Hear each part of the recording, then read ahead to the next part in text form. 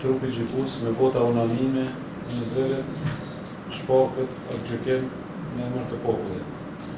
I pandehuri Arlit Mandxhuka lirohet nga akuza. Gjykata nuk gjeti elementet të veprës penale për cilën akuzohet apo elementet të ndonjë vepre tjetër penale.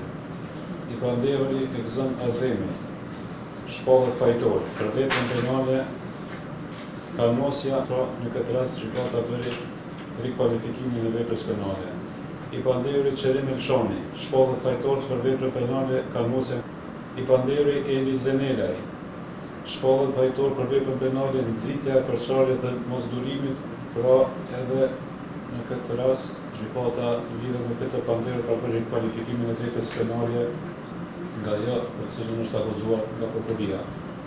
Gjykata të pandehurit i shqipton dënimet si në vjen. Të pandehurit e gëzon Azemi, dënim burgimi me kozgjatje 6 muaj, i cili dënim do të ekzekutohet pas plotësishmërisë së këtij gjykimi.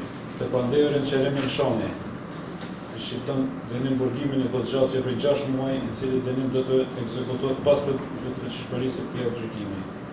Të pandehurit Eli Zenelaj i shqipton dënim burgimi në kozgjatje për 6 muaj, i cili dënim do të ekzekutohet pas plotësishmërisë së këtij gjykimi.